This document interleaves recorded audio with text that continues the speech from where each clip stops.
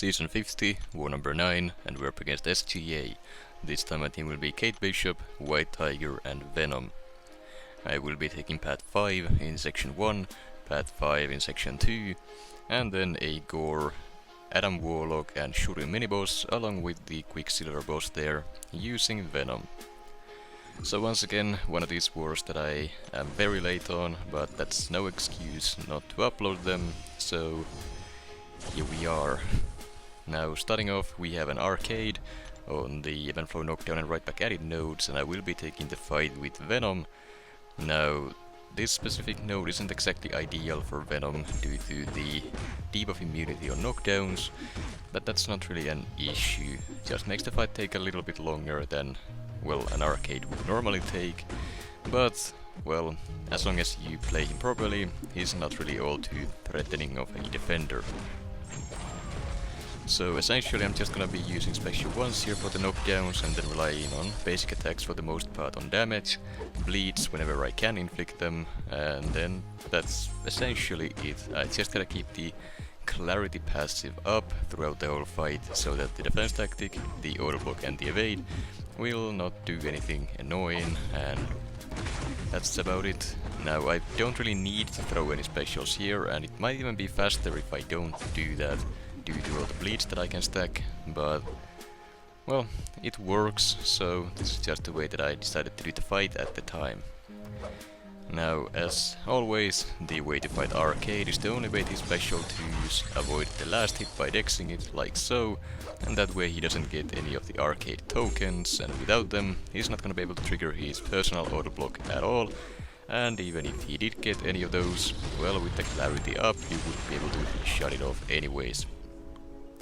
Fight went down in over a minute, which is pretty slow for a 6-star defender, especially with Venom having class advantage, but overall there's not really too much going on there. Then we have a Kindred on the event flow knockdown and heavy hitter nodes, and I will be taking the fight with Kate Bishop. Kate Bishop isn't exactly a counter to Kindred in any meaningful way, however, she's just a very powerful, all-around useful champion, so she works here just fine. I go for the special one here before the knockdown, so I don't get the fury bonus from the event flow node, but the damage is still very potent, as you can see.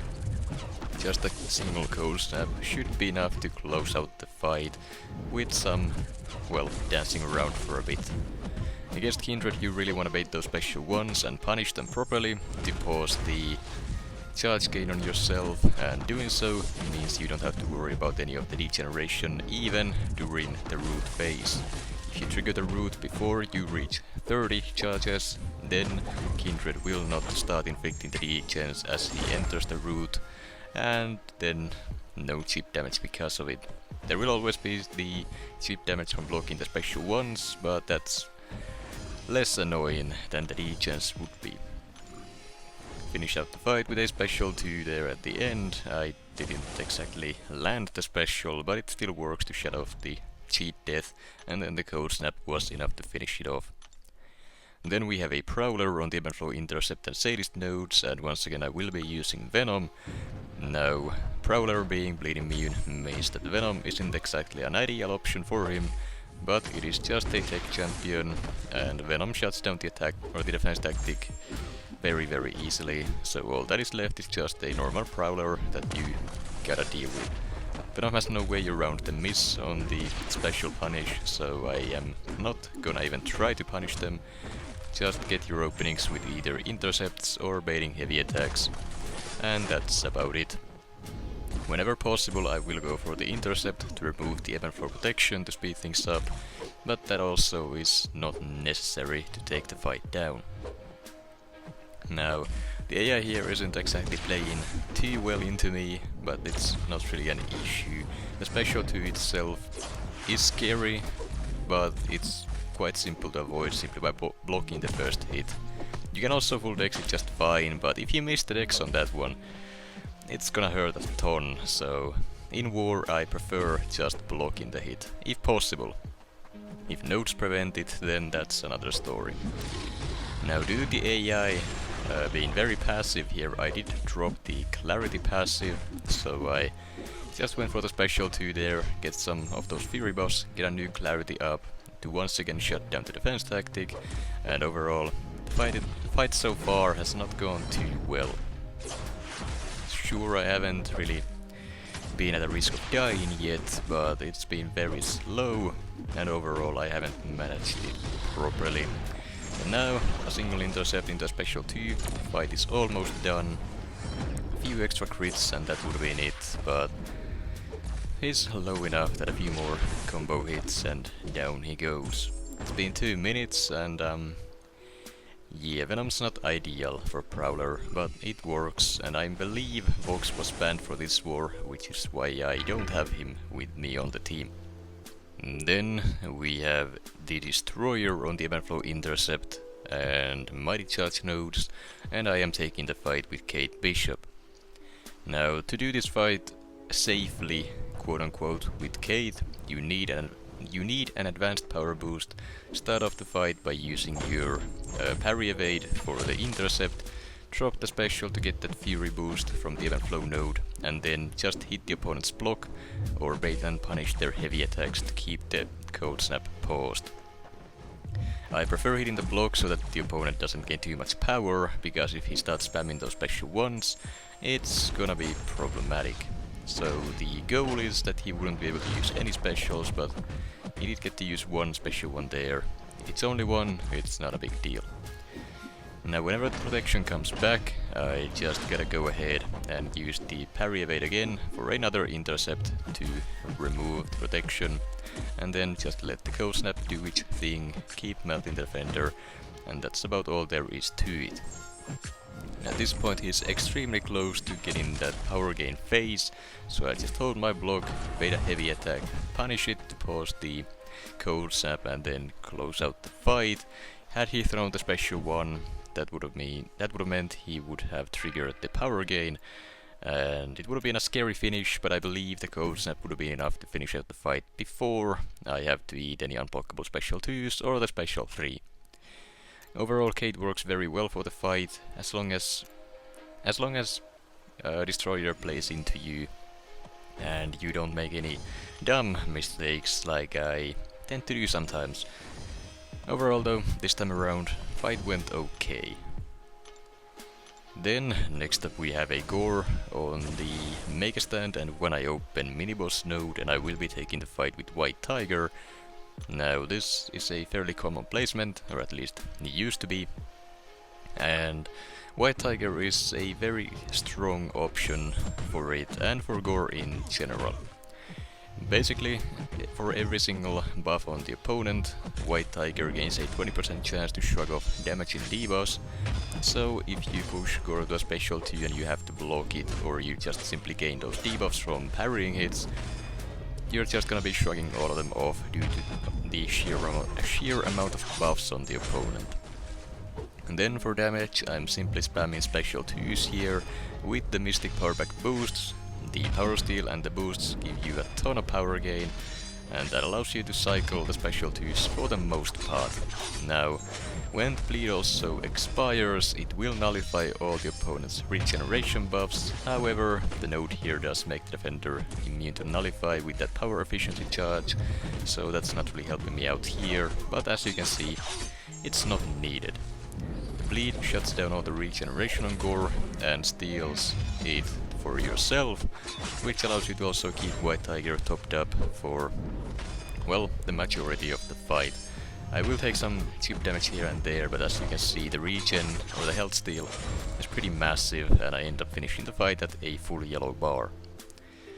Now, without the tactics from the previous seasons, Gorr isn't all that threatening in general, but White Tiger still works regardless of having the previous attack tactic or not. Overall, she's a very fun champion to use, and I will be using her for one more fight here. And Adam Warlock on the power efficiency and missing in action miniboss node.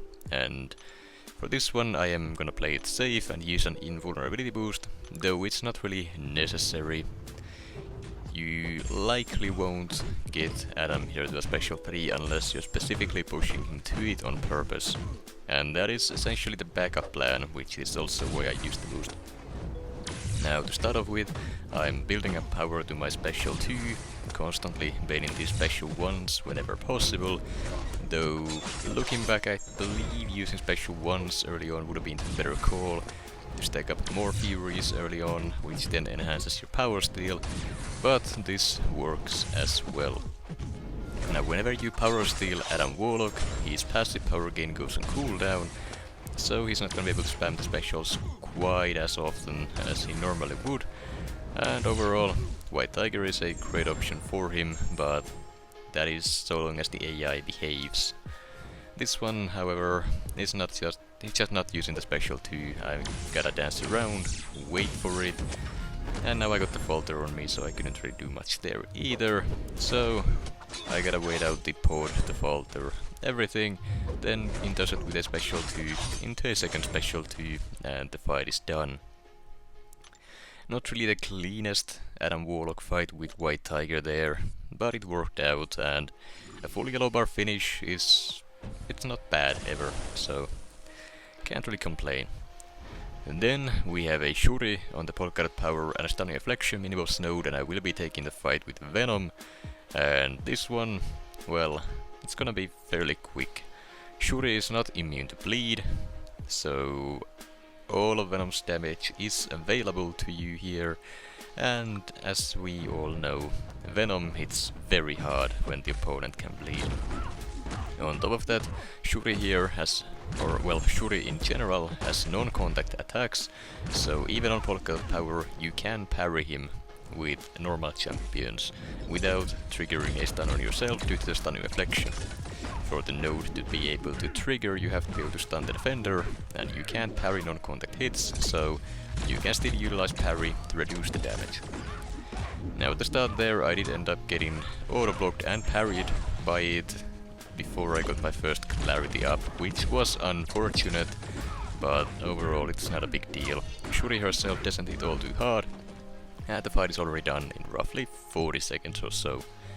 A little bit of chip damage that I had to heal through, but that's no problem at all. Using potions is never an issue. Then we have the final fight of the war, a Quicksilver boss that I will be taking with Venom. Now, as I said, if the opponent bleeds, Venom can kill it, and Venom can kill it very fast. Though my buff RNG at the start of this fight was not great, and I also did end up getting parried, so start off was not great, but Quicksilver himself doesn't hit too hard either, just like Shuri, so as long as I keep those whiplashes off of myself by parrying the defender, there is no problem at all, and I am already almost back to full health, simply from healing from willpower. And now the damage is coming through. I have the opening pre-fights here as well to increase my bleed potency with unique debuffs with the Venom relic. The aptitude buff also increases the potency of some of Venom's buffs, also increasing his damage and tankiness, I guess.